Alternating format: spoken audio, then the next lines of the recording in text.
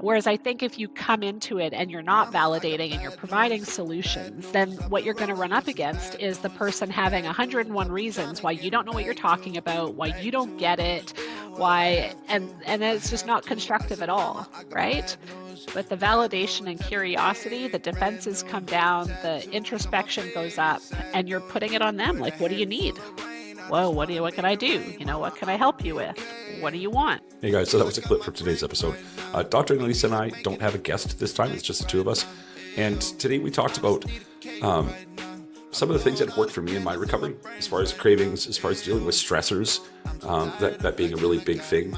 Lisa thought it would be a great opportunity to kind of discuss some of the things, because my life has been extremely high stress since I got into recovery, and I've seemed to, I've gotten this far, so she thought it might be valuable, and we had a great conversation. Also, I am more than proud to say that we have a new sponsor to the show today.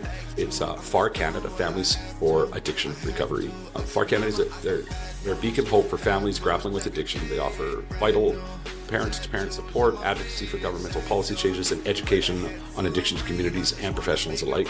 They believe in compassionate, effective treatment to save lives and taxpayer money. Join us in supporting their mission to transform the conversation around addiction and recovery. Learn more about their impactful work at farcanada.org. Angie Hamilton, who is the executive director at FAR Canada, and I have been talking for about a year. She's been on the show once as well on a weekend ramble with Dr. Lisa and I. I can't begin to tell you how proud I am to have them as a sponsor. Our values align perfectly, as we've been advocating for families and trying to educate families right from day one. So check them out. They do need volunteers for their peer support system. There'll be more on that in the weeks to come. There's an application process to become a peer-to-peer support. The work they're doing is absolutely amazing. So thanks, guys, and I hope you enjoy the show. Hello, everybody. Watchers, listeners, supporters of all kinds. Welcome to another episode of the Weekend Ramble on the Ashes Toss podcast. I am your host, Chuck LaFlange, in Krabi, Thailand. Joining me halfway around the world, of course, in virtual studio is my beautiful co-host, Dr. Lisa. How you doing today, Lisa? I'm good. I'm happy it's the weekend. I had a good sleep. I have a hot cup of coffee. I'm good. Wow, just list the gratitudes off first thing, right? Yeah, there you go. Well, it's like when someone says, "How are you?" You have to check. You're like, "How am I?" I don't know. Think about it for a minute. Right? Yeah. Springtime yet there in Calgary yet, or you're still fighting through the winter a little bit? So it was beautiful and 16 degrees on Tuesday, and then we've had snow for the last 3 days. But yeah, I think it's over. Like, I think today on is like going to be sort of double-digit temperatures again. So nice. Yeah, nice. it's we're like normal. In that early sort of Calgary spring kind of thing going on. Gotcha. It's okay. Gotcha. It's okay. You know what? We didn't talk about this pre-record, but it just occurred to me now because I looked down at the date. Do you remember the weekend ramble where my friend Lena came on with us? Mm-hmm. And do you remember joking about how I missed her birthday? That was a conversation inside that episode. I do not. No? I'm sorry. That was a year ago, by the way. Well, I did. Her birthday was on April 2nd, and I missed it again this year. She's a very, very close friend of mine. So, and I feel just awful for it. So I feel like I'm going to say it right off the bat, because I know she does listen. It might take her a while. Happy belated birthday. I am sorry that I missed her birthday. So, yes. There you go. Yes. So her birthday's on April 2nd? Yes, it is. So, yeah. Happy birthday, Lena. Yes. When is your birthday? It's coming up here, May 9th. Yep. May 9th. Mm-hmm. Is it bad that I'm thinking about what star sign you are? Taurus, yeah. I mean, I'm surprised because, you're a psychiatrist and all that sciencey stuff that gets in the way of, astrology, but, so. I know. I'm a weird doctor, though, I also like to eat paleo. I like to know star signs. Yeah. There you go. Tell me all the things. I tell you, I've had this, and I don't even want to have this conversation on the show, but I'll say it anyway. Come on. It's astrology. Like, come on. Like, no. And I know people are listening to it. No, I know for sure. And this and that. And then I dated somebody a few years back who was just an adamant believer. And I told her about this experiment. And this is how ridiculous the whole thing is to me. I told her about an experiment where a teacher put down a piece of paper in front of everybody in his class, and this is like a college level or university level, and said, your horoscope is on your, on your desk. Right? I've done it per everybody there. How many people here will say that that's an accurate representation of them? 90%. It And I'm was all the guessing same that none of horoscope. I was gonna say. So Yeah. and she's like, that would never happen to me. That would never happen to me. Less than 10 minutes later, I read her horoscope that isn't hers. And she's like, well, that part isn't true, but the rest of it's pretty bang on. You have to admit. I was like, but okay, it's not yours. I Right. know. So I it's know. just, we want this stuff to be true, or we, inherently believe it. Yeah. I don't know why. You could probably explain why people fall into this stuff so much, but just to me, it's insane. But Yeah. I don't know. I don't Right. know. I don't put a lot of weight to it for sure, but because what it it's all comes interesting. down to is when my parents humped, right? Like that's like, you know what I mean? So Yeah. anyway, yes. Whoa, let's not have that thought Yeah. anymore. Rest of the Yeah. episode, don't talk about parents humping. Okay. Or horoscope signs. Yeah. So I know I'm going to get some shade over that, but so My let's get fault. I'm the one who asked. You can Well, what blame sign are me. you now that yes? Right. I'm an Aries. My birthday's in 10 days. Don't Oh. forget. I'm going to forget. You know that, right? Around the all 14th, good. I'm going to go, happy belated birthday. I was But well now you'll into be my early, 30s. so then you're I was good. well into my 30s before I started remembering my mom's birthday. Seriously? Like, yeah, it's just, and here's the thing. At the end of March, actually checked for Lena's birthday. I was like, go back, check, right? I was going back to check the episodes before, like looking for that weekend ramble, because I did not want to miss it this year. I was like, oh, wait a minute, I can just check Facebook. For most people have it on there, right? And of course it is listed. So it's like, okay, remember, 10 days from now, you have to say, gone, nothing. But I mean, Right. so you talk openly about your ADHD.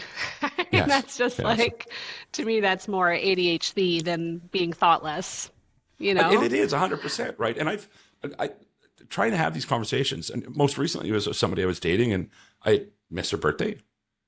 And she was so angry with me. It's like, listen, you can't be more angry with me than I am about it. Like, I Yeah. am really, truly sorry, right? It's not that, like, it's me. I never want to make anybody unhappy. Yeah. Right? Like, I am a people pleaser textbook. And like, so for me to miss your birthday, you cannot be more hurt about it than I could be angry at myself. It's impossible. But here we are, year after year, Yeah. doing the same damn thing, right? There's, is what it is, right? So, Is what it is.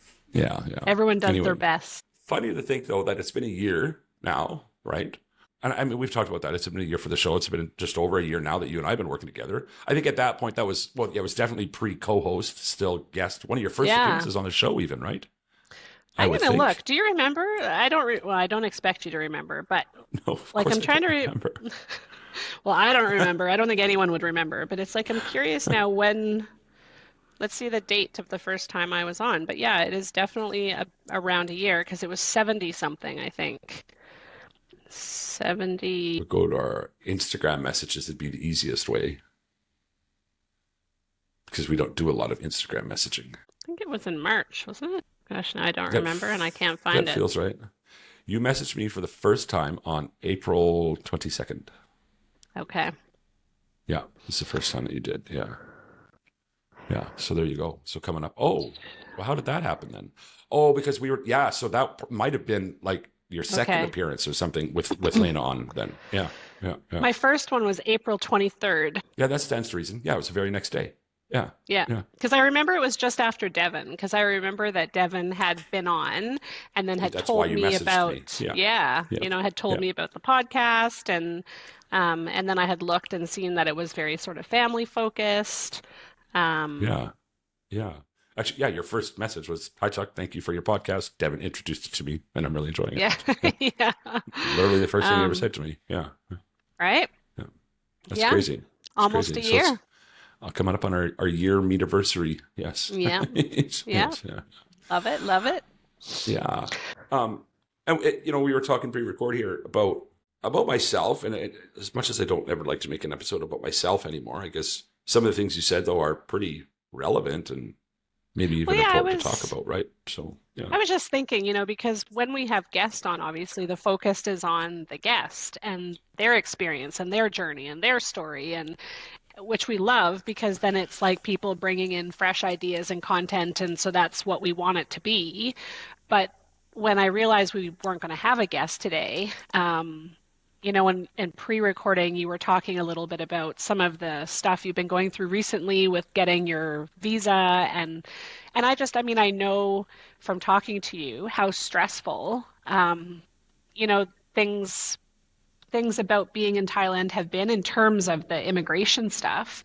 And then I found myself thinking as you were telling me about it, just this morning, that we don't we don't really get to talk about you and your story and sort of how you're doing.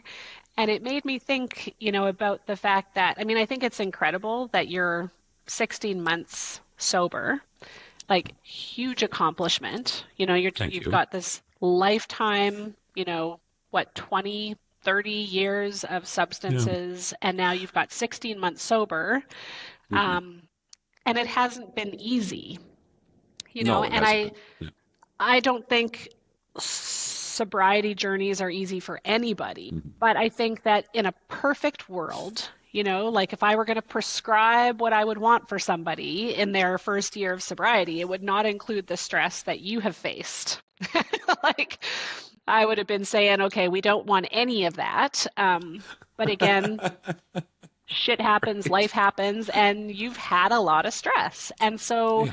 it just to me is even more amazing that you Hmm. have faced all of these stressors and these struggles and continued to maintain your sobriety. And I just wondered if wanted to talk a bit about that because obviously, there are other people watching who are in their own sobriety journeys at various phases, and I think your Yeah. own story is, as much as every guest we have on has something I think to share that can help people, so do Mhm. you. We I, don't s- talk about it a lot. I suppose so. Yeah, I don't think about it that way much, but um, in the beginning, there's a few things in the beginning. In the beginning, I was very, very broke, so money was traditionally was be my trigger. That said, whatever. It's me. I managed to go a very long time being very broke and keeping high. It wasn't about not being able to get it. Um, my dad, knowing that he'd left the world without ever having to see this version of me sucked, right? And then the stressors just kept coming. You remember me telling you about New Year's last year. There's a shotgun outside my bedroom door, kicks off I moved into a house that was drug free. Less than 2 weeks later, they had stopped trying to hide it, and all the drugs were there. Right, there was a dealer living in the hallway down from me, like the bedroom down the hallway. Right, like, it was like, what the fuck? Seriously, like, you guys. And then, of course, that lifestyle comes with all the things that it comes with, and so New Year's Eve, here I am dealing with PTSD for the first time sober ever, and it was tough. It was really hard. Even on the really good days, it was really hard. And then there's a guy outside my bedroom door with a shotgun yelling at the party, and right. So like I've said it before, like I didn't leave my room for 3 days, like not for anything. I pissed in a cup and dumped it out the window. Um, so yeah, stress, like a lot of stress, right? Um, to move out of that place a few days after that, I actually lowered my backpacks out that same window and climbed out the window and left like that. Right? Yeah, my stepmom came and picked me up down the alley and all my backpacks, and out I went. So yeah, there was some stress, and then from there, it just yeah, addiction showed up again in the most recent place I lived in Calgary. Just on the other side of my bedroom door, right? Some insanity going on there, and that's when, unfortunately, mom decided she was going to help me get to Thailand. And then there's all the trauma. There's been a lot. There's been a whole lot, Yeah. and of course the financial side of it, right? It's there's a fake it to make it element that I think we all have to do. Me and my position as with the platform, I can't come on complaining about being broke all the time. Though I've done my fair share of that on the platform as well, because it's just out of necessity, trying to get some help. Until this latest sponsor came on, who I guess they'll be the title sponsor for this episode. So no far Canada, my gross revenue was less than half of what my bills were in a month before food. And that's what I've been living off of essentially since I got to Thailand, right? It's like the month after I got here, I'd lost the one sponsor. So my cost of living here is very, very low, but less than half of that is what I was bringing in. Right. So And it's been, how are you making it? Like, I don't actually get how you're I, doing it. I've had some help here and there. Yeah. Of course, yourself, you've helped me out a couple of times. Mom has helped me a few times. In reality, the biggest part of all of that, just from a survival mode, is watching what I spend on everything. So I don't, if you saw that post about the garlic press, Yeah, you know, I did. Yeah.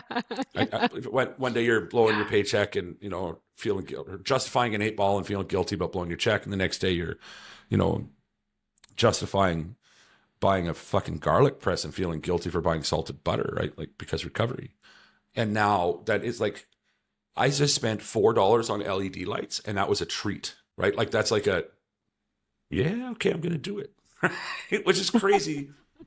For me, I mean, outside of addiction, I've always been really good at making money. I've always been a little better at spending it. But like, I've never had to worry outside of like the last couple of years and really hardcore, in the lifestyle addiction.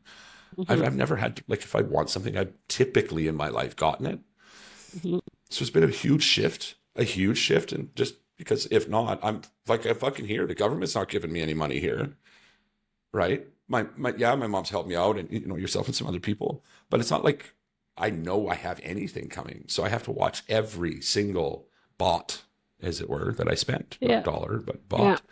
Yeah. And I've gotten pretty good at it. Right? Like when I work with folks in the hospital and they're leaving, right? Yeah. I will, whenever possible, meet with families or talk to families on the phone.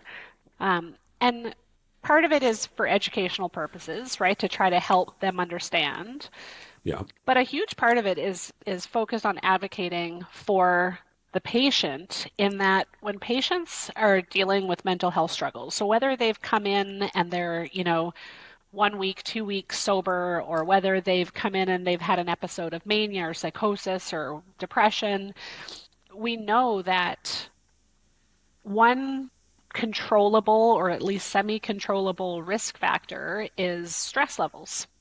Right. So, if I'm discharging people, I will talk to families because I advocate, like, I do not want this person going home and being expected to function the way that they functioned 6 months or a year ago, where they might be running the household, cooking the meals, doing the laundry, tending to kids, working full time. Like, we will support people being off work for a period of time and getting government assistance so that they can have that period of recovery with decreased stress. I will advocate to spouses, like, you have to step up. You have to take on more stuff at home, even if it's an uneven balance, because in that early stage, trying to minimize risk is protective for people. So, we were talking before we started recording, but it's like the stuff that you have gone through in the past year is all the things I would tell you not to go through to with the hope of helping you succeed. Now, you have succeeded despite all of it, which is incredible.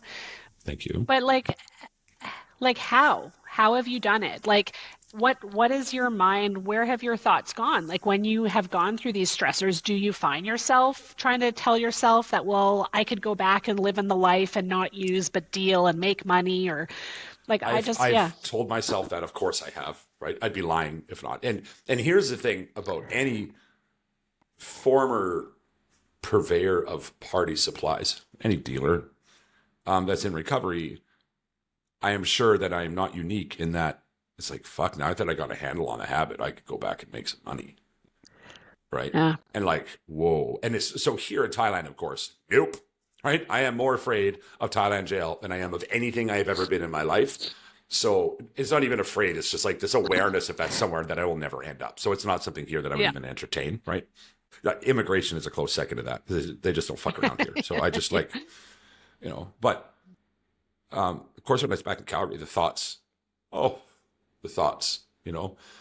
was at one point I was like slipping cans of beans from the pantry at the house I was living in to eat, right? Like I like actually like sneaking in the middle of the night, going to grab a can of beans because that's be the only thing that I'd eaten that day, or a can of tuna or whatever, vegetables, right? So yeah, when you're doing that, And were it's you real easy. sneaking it because it wasn't yours and you Yeah, thought that, yeah, okay, yeah, okay. yeah, right. I mean, Ugh. that is technically stealing. That said, there's some pretty twisted shit going on financially there, where like Yeah, I paid for a lot of cans of beans, and yeah, so like yeah, it wasn't in reality stealing from her, but yeah. she just had a totally fucked up, skewed view on things. But anyway, undoubtedly, and I said this in a reel that I recently published. It was from an episode that you and I had with your friend, not Dr. Ghosh, not Dr. Tanguay, the other doctor, Dr. Scott? Dr. Mark Scott? Scott. Yes, yeah, Hmm. when he was on. The reel I posted was from that episode where it was like it's connection times a million. So for me in my journey specifically, yes, I've had stressors that maybe a lot of people wouldn't, but a lot of people have though as well. But yes, I know some of mine have been pretty extreme. Being alone in a country halfway around the world from everybody I know and love, and being like, count your potatoes broke, and I shit you Yeah. not, that's been most of my time here. Um, I mean, that's a kind of stress that's next level. However, thanks to the platform, I've experienced a kind of connection that most people will never in their life experience. Can you imagine if I was so close to relapse that I just had to talk to somebody? Can you imagine how many people I could talk to, right? And the comfort that goes with that? There is literally thousands. People that I know personally that know enough about me that I'd feel comfortable talking to. Dozens, Yeah. right? Dozens for sure. So that, I mean, I have that. And I think at the end of the day, if I had to pin it on one thing, I think that would probably be it. In terms of Is what was having protective for you, was that connection? that connection. Yes, yeah, absolutely. The other thing is around Christmas, and I've talked about this. I don't know specifically with you though, Lisa. When I was feeling really shitty, like it was catching up on me, right? The isolation feeling, not knowing the language. I had a meltdown over what I thought were turnips instead of sweet potatoes. Like it was just like I completely lost my shit one day, like a total meltdown, right? That feeling sucked. And of course the whole Christmas thing, and I've talked about that. And it was around then that I was, because weed's legal here, right? Like it's everywhere. I was like, maybe I can, right? Hmm. Like, I know weed's never been a problem for me. I'm sure that I could, which is just typical fucking addict talk, right? Addict brain talking to you. And the thing is I'm pretty sure I could have a drink. I'm pretty sure that I could, smoke a joint and I'd be fine. I'm still pretty sure of those things, but I didn't. I didn't for a variety of reasons, partially because financially, but I mean, a little bit of weed's no big deal. Fuck, next door neighbor offered me some right around that time too. I just, at the time, it's like, I'm enjoying being sober, so I'm just going to stay sober. After the fact, though, I found myself, once I'd slipped out of that funk, if you will, and I think I've talked about this with you, Lisa, looking back at it, it's like, I don't want to smoke weed right now because I'm not feeling that funk. That's why I can't smoke weed. That's why I can't drink. That's all why. Because that is, even if I don't historically have a problem with those things, right? The fact that I want to use when I'm feeling shitty is the very reason not to use. And of course, at the time, I didn't think that way. But having the opportunity to go back and look at it after the fact and kind of having that realization about myself really makes me, now I'm hyper aware of that. And Right? I find So, that because I have this conversation with people often where they will say those sorts of things or ask those questions, right? They'll say, like, so they come in and they're addicted to cocaine or they're addicted to meth or they're addicted to opiates. And so they'll say to me, like, well, I don't have a problem with alcohol or I don't have a problem with weed. And so, I think I should be able to still have a drink or I should be able to smoke a joint or whatever. And like what I'll often say to people is kind of the flip side of what you're saying is like, but if you don't need those things, right? You tell me you don't have a problem with them. If you don't have a problem with them, then you don't need them. So it's like mhm. if you don't need them, And even if it's a 1% chance that it will cause just enough disinhibition that you might then go call your Coke dealer, why would you risk it? Yeah. Right. Like, Right. again, I mean, alcohol's legal. Like, whether it's legal or illegal doesn't matter to me. I'm not a police officer. No. But it's like, if there's any chance, like any, Yes. even if it's a point 0.1 chance, if there's a point 0.1 chance that it's going to take you back, and the majority of people I know who relapse will tell me that their relapse starts with alcohol Oh and yeah. that they're not alcoholics. They don't crave alcohol. They don't overdrink. But it will start the majority of the time with booze, right? Where it's like they go out and they think, well, I can have a drink. So they'll have a drink. And then the next thing they know, they'll describe for me that they're standing in front of their dealer and they're buying whatever their drug of choice is. And they're thinking to themselves, how the hell did I get here? Like, how did I end Oh up yeah. here? So that's for me is always the question that how I flip it back because it's like I can't tell you what to do. I mean, I'm very aware that I can't tell people what Mhm. to do when they're going to leave the hospital and go do what I've told them. Yeah. But I just say, like, if you're going to sit here and tell me you don't have a problem with it, implying you don't need it, then why would you? Just why? Yeah. Why bother? Right. Why And bother? one day at a time, all that stuff just for today. I mean, they're not just cliches. They're a real fucking thing. But maybe someday I can. But in this moment in time, it's not something that I even want to. I just don't want to bother. Right. And the other thing, until last year, or just I guess the year before last now, but less than 2 years ago, I had never ever since I was 14, 15 years old gone 30 days without getting high. Ever. And I did it once and then I went into relapse, and that lasted almost a year. And then but I'm really enjoying just not being messed up, Yeah. right? Like it's a totally different, you know, uh, relationships even. Like, when I think about relationships with women and, I'm talking to people and it's like, there's a whole set of things going on in my head that I've never experienced before. And that's because it's not clouded. It's because I'm not faded, Mhm. right? The things that I find important now, never before in my life, right? And like when I hear you describe that, that sounds like a positive thing.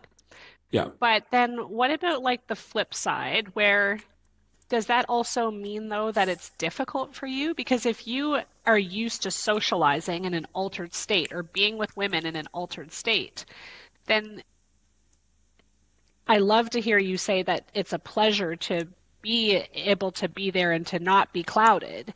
But is that also hard for you because it's unfamiliar and Yes.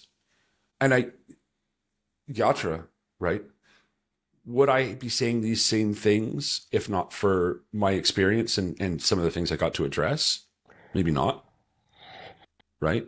The role models, like I look at someone like Mike, and Mike from Yatra, Mike Miller, for those that aren't familiar with the show. I still remember very clearly, this was months ago, shortly after we met.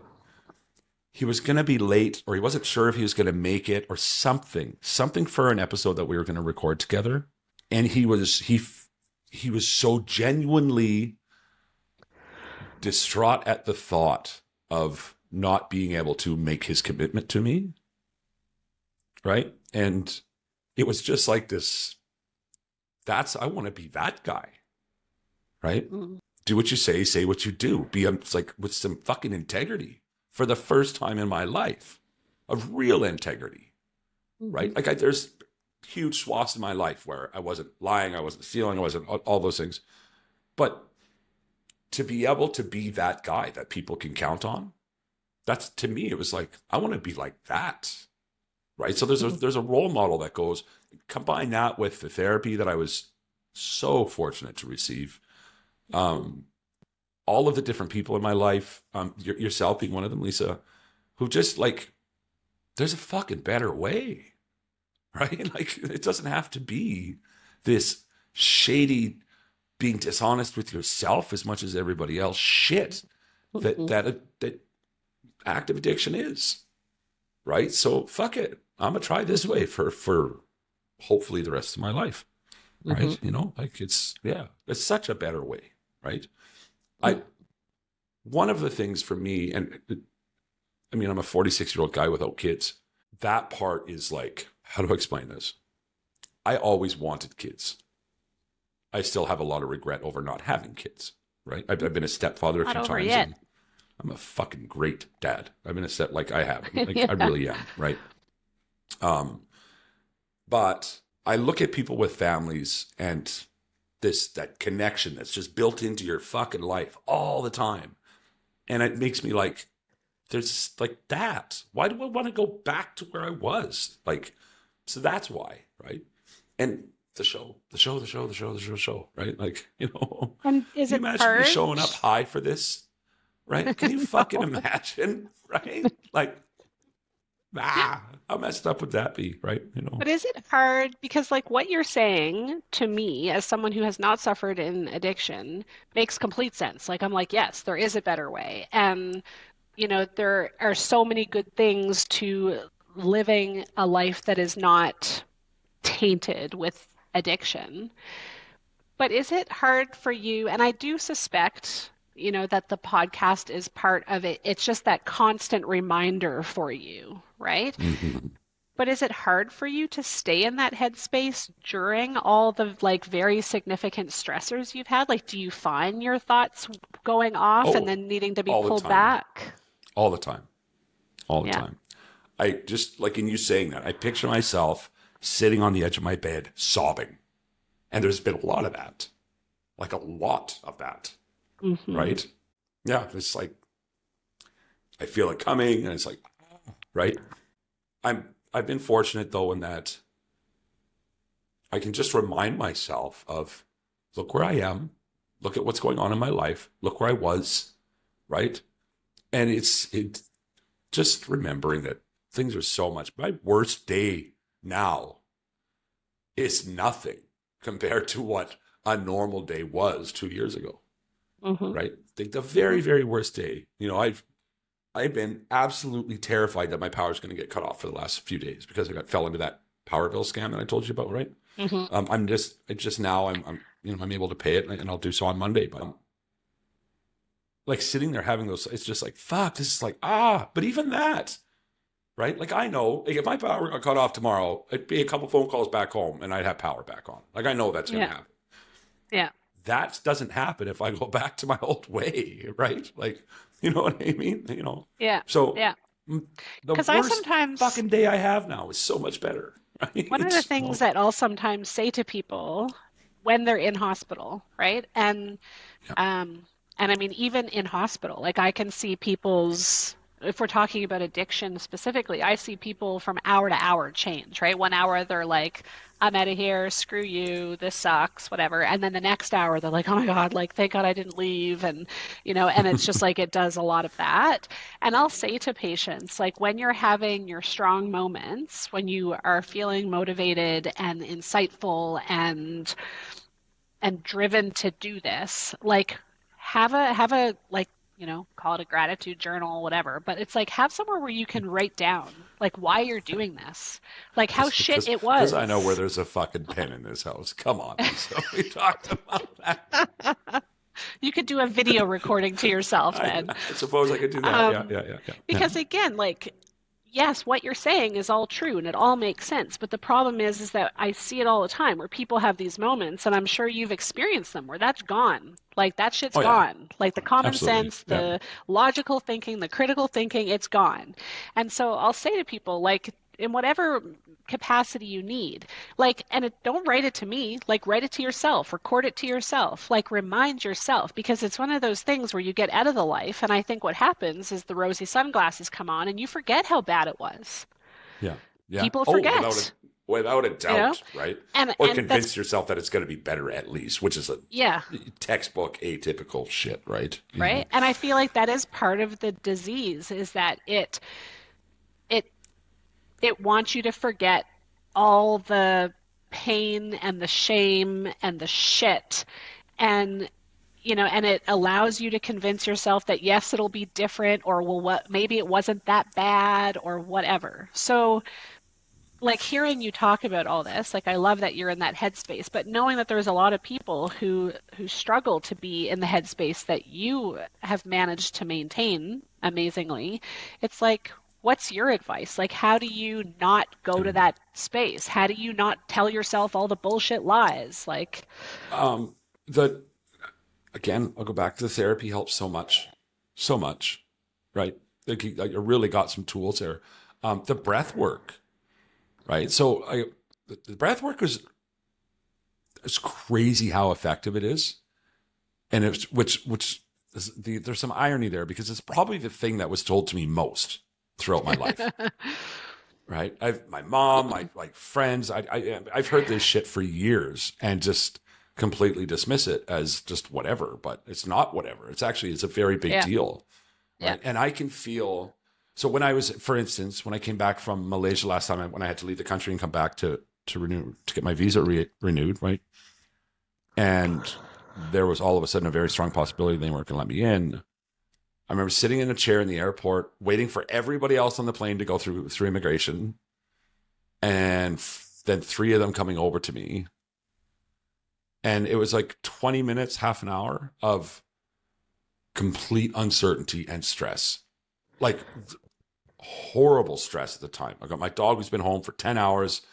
I don't even know if I'm going to be able to get back in the country, right? I have no money. I was just telling you this pre-record, right? Like I bought lunch and a snack, and I had to like ration my money because that's how broke I was and I spent the whole day in the airport in Malaysia, right? So now I'm sitting here, I got no money. I'm like, what the fuck? Horribly stressful situation. And I was sitting there and I was like, in for 5, out for 10, in for 5, out for 10. And I could feel my body just go, right? Like with the help of that breath work, it made all the difference in the world, right? Do you still do it? Yeah, yeah. I was doing it a few hours ago here, right? Just some things, whatever, right? Some social media posts from back home about, members of my family being on holiday and that, and just some resentment there. And it was just like, no, you do some breath work, and it's just like, and that might be allowing the craving to come and go. And it wasn't a craving, but I think negative emotions, resentments, all of that shit is essentially like, you might as well call it a craving, right? Because Well, there's that. I think it comes with an urge to escape it because people don't want to sit yes, with negative feelings, right? So you feel right. So negative yeah, stuff and you want to go away. absolutely, right. So whether that shows up as a craving or some other sort of self-soothing whatever need or want, allowing that to process. And you know what? Yeah, I do. I'm a little fucking resentful about it, but the breath work, if nothing else, gives you some time for that just to happen. So whether it's a Yeah. craving or whether it's whatever, it's just because here's the other thing with the craving.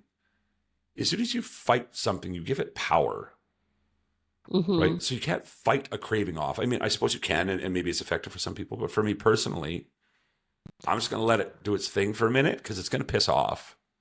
Right. And if it sticks around for too long, I can talk about it. And then it's lost all. The moment you release it from your body, it just loses all its power. As soon as you say to anybody in your life that's a positive influence, I'm having a craving, you're not having a craving. And it's that fast, right?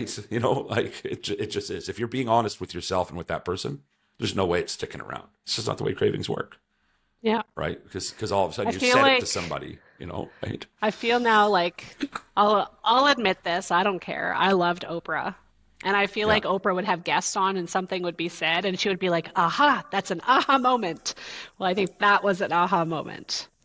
Okay. Like Okay. that to me was like the best thing said this whole episode was Ah. just around how to take away the power from the craving. Be it, Yeah. on one hand, you're describing, I think, which is almost like a mindfulness activity.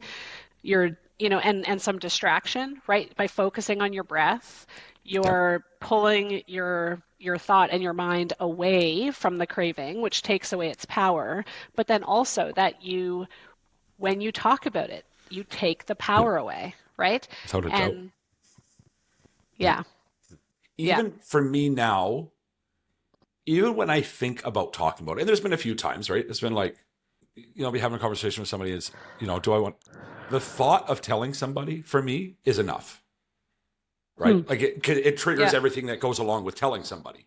You know what I mean? It's yeah, just like, okay, there it's gone, right? So yeah, um, it turns into a reflex thing, like the cognitive behavior thing. If you practice doing it when you're not stressed out, it becomes Yes. second nature, whatever, right? Or any other sort of muscle or mind memory thing, or you know what And I it mean? becomes Like, comforting, right? The way I yes. often Yeah. describe it to patients is that if you practice therapy skills, whether it's breathing, whether it's other mindfulness activities, like one of my favorite mindfulness activities that I do often is like the five senses. Did you do that one? And what I love about it is you can do it anywhere. You can do it at the grocery store, you can do it in the shower, you can do it anywhere. And so it's like just go through your senses. And some people will have like a 5, 4, 3, 2, 1 thing. I'm like, that's just complicated. I don't remember what's five, what's four, what's three. Doesn't matter. Right? Like just go through your senses. So when you're at the grocery store, it's like actually look around and look, like really look, because we don't. We do not live our lives mindfully. we're Oh always in a no. rush. Yeah. We got tasks to accomplish. We're go, go, go. So it's like when you're in the grocery store, it's like if you're, for example, buying fruit. Like actually Yeah. look at the fruit. Like look at them. Look at the color. Look at the shape. Like really look, right? So it's like just go through all your senses and take in the environment around you. So what do you see? What do you smell? What do you hear? What do you feel? I mean, taste. I don't necessarily do that one all the time, but and like I said, like a shower. I remember when I did mindfulness I training just as a pictured some resident. kid on the bus licking the fucking window for some reason. Okay, Right. continue. Yeah. Probably real life. But Eating it's your like when you're, crayons. Right? can you imagine? That also happens. That also happens. But like when you're in the shower, so I remember doing in residency, we did mindfulness training. And Mhm. I remember, and it stood out to me because it was like this smack in the face of how like, yeah, we do not live mindfully, is he went around and there was 8 residents in my year. And he Mhm. asked us, he said, what color is your shower? And we were all Mhm. Fuck, eh? like most of us were not sure. Like we were like, I think it's, and it's like assuming most of us shower once a day on average, and it's just like how is it that none of us could be sure about the color of our shower walls? Like Because your because mind is going a million miles a minute when you're in the shower. That's why. right? And Right? But what so an opportunity though for some mindfulness. You've got some time to totally. yourself. You've got, right? Yeah. Yeah. And the thing is what I'll say to Yeah. patients is like when you're in the shower, you cannot do all the jobs of your day. Like you're not paying No. your bills, you're not buying the groceries, you're not doing the thing. Like you're just in the shower. You may as well just be in the shower. And yeah, the Yeah. shower is a Right. great one because it's like Yeah. there's textures, right? There's the texture of shampoos or soap bars or Oh shower yeah. There's walls a or water on million your things going skin. on. Yeah. Yeah. Yeah, Right. there's scents, I there's like that. things to Yeah. see, and so. But the point is like with whatever it is, whether it's mindfulness or breathing, the more you practice it when you're well or when you're Hmm. having your good moments, the more effective it is when you're struggling. Because Yes. when we struggle, what we yearn for is something comforting. Hmm.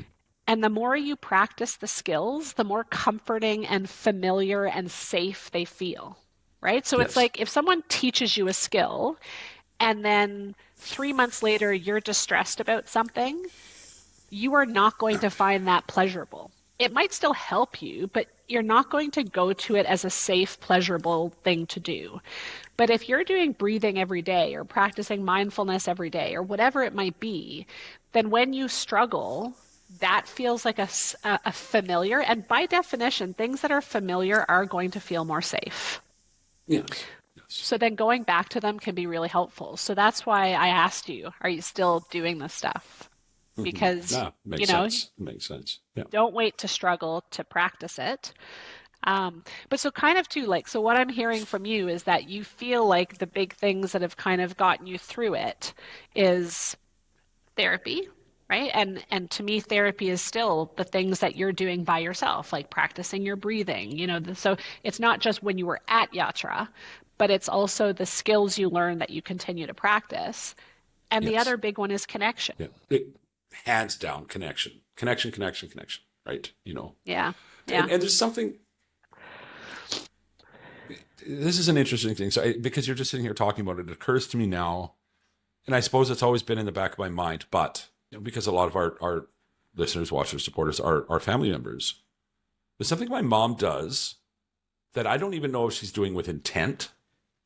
But when we talk, and we talk more often now than we ever have, and I'll talk about that experience at the airport, how stressful that was, or Mhm. how frustrating it is to work 16 fucking hours a day and still be counting potatoes, right? Like, you know what I mean? Like how, like, right? That is frustrating. I don't care who you are, right? To Yeah. work as hard as I do and not see any financial, reward from it. It'll come in time. But however, when I'm talking about those things with my mom, she validates it, right? And much like yourself, actually, as we were sitting here talking pre-record, Lisa, you did the same thing. But I think a lot of the frustration that comes in all of our relationships, but in my case, I can speak very hard to what it's like to be somebody who's in addiction. It feels like you're never validated. You can feel that way, right? Like your feelings of this or that or whatever. And when she's oh yeah, makes sense to me. I can totally see that, right? Yeah. It's Yeah. like, oh, thank you, right? I'm not trying to convince you that I'm struggling. You're acknowledging it. Yeah. And that's not to say that like I'm being whiny or that I want somebody to say, oh, poor Chris, but it makes it really easy to move on to the next thing once it's been validated. And of course, if you're in any sort of debate or argument with anybody, that kind of technique, you know this as well as I do. Validate what they're saying to you, and all of a sudden the level comes down a whole bunch, right? And it's the same thing. My stress level just there's somebody just as soon as they validate it, it's like fuck, thank you, right? Thank you, because yeah, it is really tough sometimes, right? So Yeah. And I you don't know know, if we've talked a lot about validation specifically on the show, but validation is like one of the most powerful things that you can do in any relationship. yeah, And like I do yeah, this with my 6-year-old. Like she'll be flipping out about something that to me, it's ridiculous. Like it's like this is not a problem, kid. Like you don't even know the yeah. definition of having problems. Like you're Let me fine. tell you what. When I was young, fuck, I'll give you something to cry about. Fuck. I That's didn't my real really have regret in anything life. to I'm cry about 46 years either. old, and I never got to say that to anybody. I'll give you something to cry Right? about. Well, you still Fuck. got a lot of years left. You know, you'll have your turn. But again, you can even see it with a 6-year-old who's upset about something that to us who've just lived more life, we know it's ridiculous, but it is not ridiculous to the 6-year-old. No, And just saying no. like, yeah, like that's really bad. Like that's really Mhm. hard. Like you must be really upset about that. Validation, like whether it's with my 6-year-old or whether it's in the emergency department with 3 security guards around and somebody literally like trying to, throw punches. Mhm. Validation, validation, validation, you know? Yeah, it's a huge tool, right? Yeah, yeah, Powerful because people, again, people want to be seen, people want to be heard. So, yes, and I do think I'm going to stereotype for a minute. Sorry. yeah. I Oh, think men have a harder time with it than women because I think, broad strokes, I think that men are problem solvers. They want to solve yeah. the problem. So it's like when You, they're you know, presented, you qualify that with broad strokes, but like let's say on evolutionary level, yep, right? This is just truth, right? yep, So yep, whatever, right? Not men all want men, us, not all women, but that no, there's an arc there where most men yep, fit in, most women fit in, and it's just the way it you know? is, right? Sorry to interrupt you though, Lisa. No, no, but yeah, exactly. Like I think if you do go back to caveman era, right, women took on more nurturing roles, men took on, feeding the family, keeping the family safe. So I think that oftentimes the mistake that I think families sometimes make, again, bringing it back into addiction, is that if their loved one with addictions is venting about and they may all be consequences of their addiction. The stress they're Mhm. under, consequence of their addiction. The fact that they can't afford to go buy food, consequence of your addiction. You spent the money on drugs.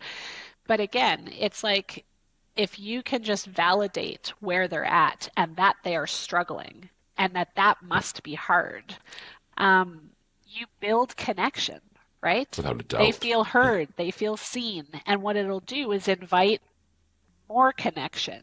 And with that, the Yes. hope is that ultimately it starts a journey into recovery, right? So yes, Absolutely. validate, 100%. I validate, couldn't agree validate. with you more. And No. we'll stick on validate for a second. So for me, I've said very clearly, the podcast has so much to do with the platform in general, has so much to do with why I've been able to keep my poop in a group. Validation of purpose, Yeah. right, has been huge, right? Yeah. Can you imagine one of the Memorial moms or one of Tammy or Angie or all these moms that have kids that are still in it? Can you imagine their sense of disappointment if I went back out? And not that has to be the thing that keeps me sober, but the flip side of that is the messages and the thank yous and you know what my favorite comment ever on any post is? This. Just that one word, Yeah. right? I feel It's like I've validation probably of done that a few purpose. times. Yeah. It's validation of purpose, 100%, right? Which Yeah. really helps keep me on track. Because like Yeah. it's like, yeah, man, like you got some people that are like, you're helping and being of service. I mean, that's all over the 12-step programs, right? Being of service is, so this is just my own version of that, Yeah. I guess, if you will, right? Yeah. Yeah. Do you know what's interesting that I know somebody who is very, very, very early in recovery, um, and like seems to be struggling to build Mhm. that community. And I've been sort of hearing some of this, and I'm like struggling a little bit to appreciate how much of it is real and how much of it is perception and how much of it is, sort of maybe not doing what needs to be done. Because like I see so much community, right? But Mhm. then knowing somebody firsthand who is early in this and seems to be struggling to build a community of people to connect with who they feel understood by.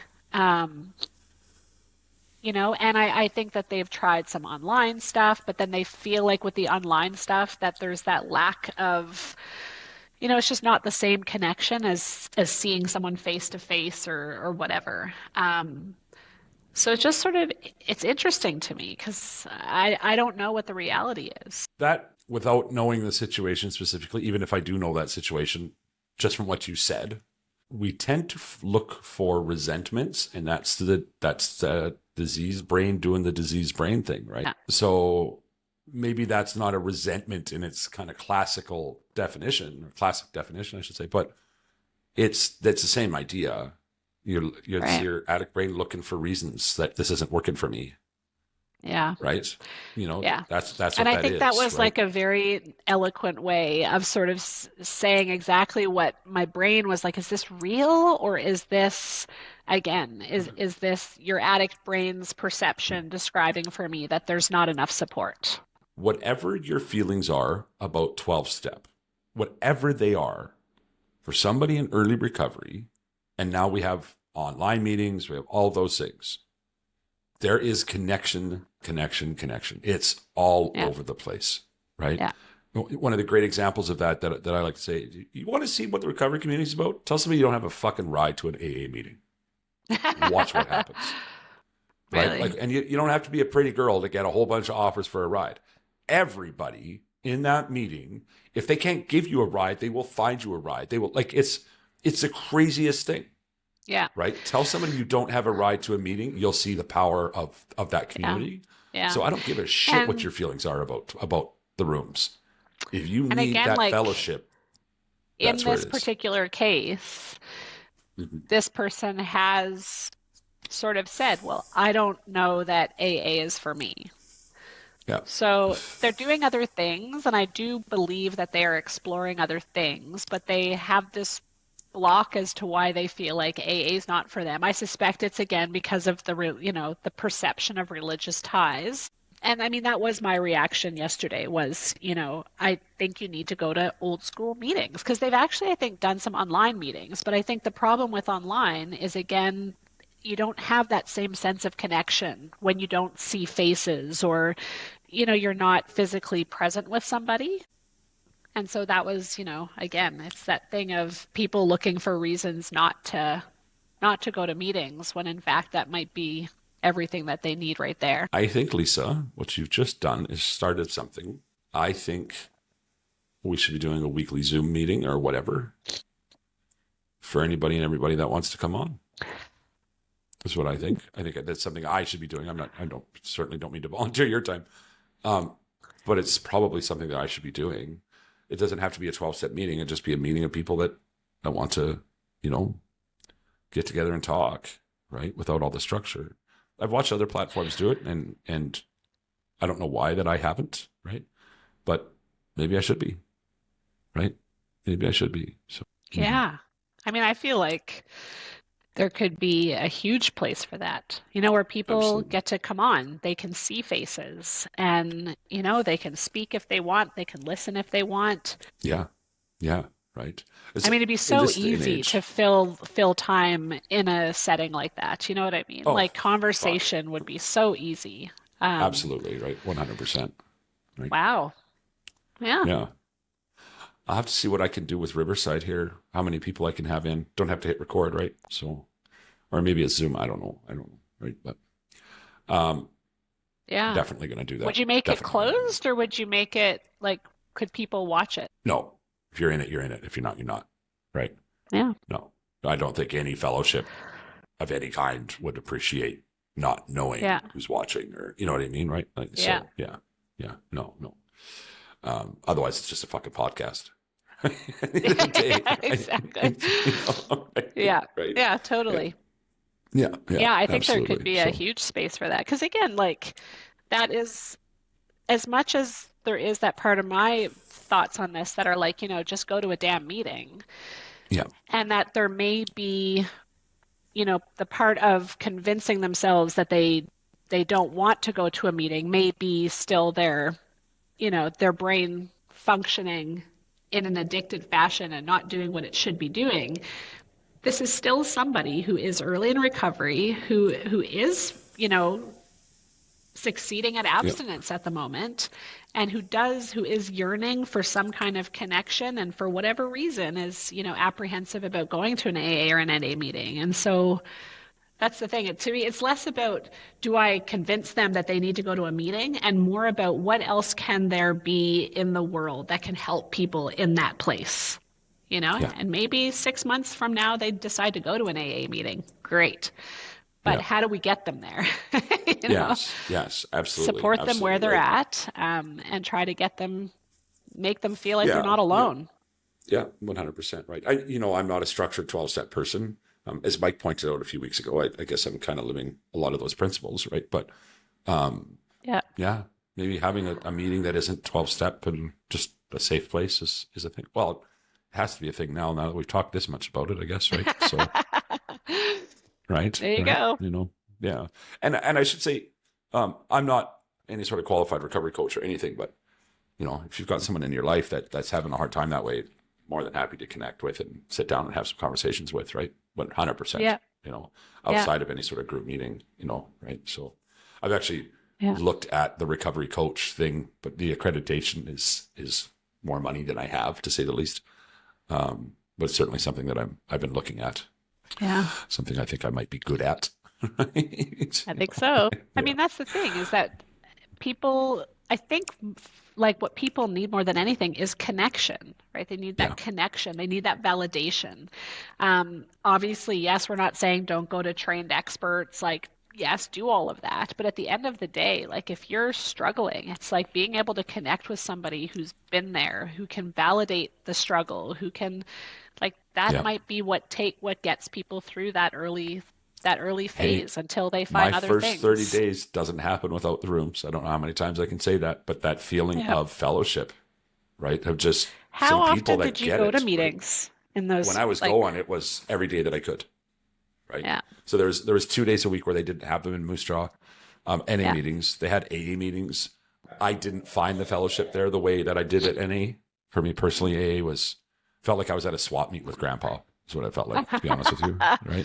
And I've And heard it's like both sides of it. I've heard people also say that they prefer AA because there tend to right, be older people there with more years under their belt, and that they felt like there was better support because there were, without a wiser, doubt.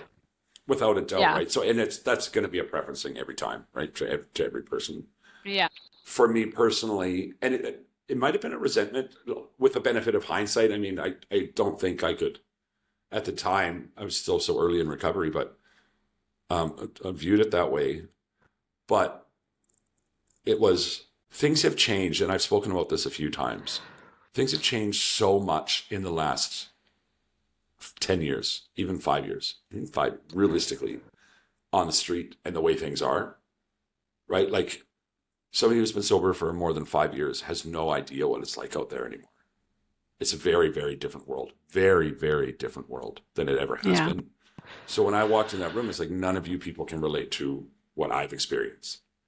And so that might have been mute looking for a resentment, but at the time it was just it was a no, it was a not starter, And right? again, like I feel like that's just it, is you might see it differently today, but back then, if that's how you felt, it doesn't really matter why. The question is what else can exist for people that whether Yeah, it's resentment driven or addiction minded driven or whatever, that can support people who are in that early phase to get them through it, right? your perceived reality is your reality, so you're Yeah, bang on there, right?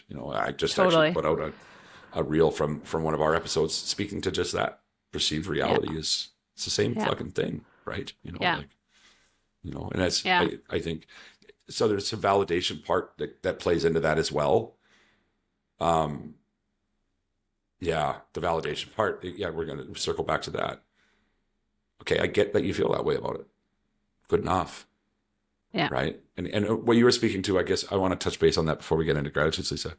About the men and the difference between men and women, and I find it now, especially when I'm speaking to people that are still in active addiction, and they tell me the things that are going on. My initial, like as a guy, well, here, do this, try this, do this, right? I want to right. give advice.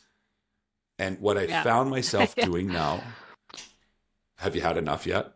It's just that question. In a perfect world, what would happen, Yeah. right? From here on in, what is it that you're looking for from me? Yeah. Do you just want somebody to yell at?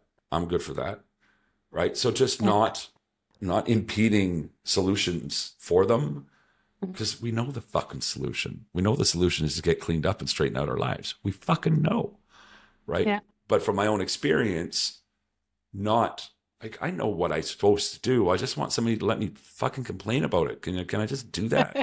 Can you Yeah. just sit here and listen to me, right? And then that just goes from what I learned about women actually over the years. It's funny that you said it the way you said it about, but it's like, don't solve the problem for her, right? Don't do it. Just shut up and listen. Probably gonna get lucky if you do, right? Yeah, yeah. Don't fucking solve the problem for her. She doesn't want that. Yeah. But yeah, validation and curiosity. That's kind Yeah, of what you're yeah, describing, right? And it's absolutely. Yeah, yeah. yeah.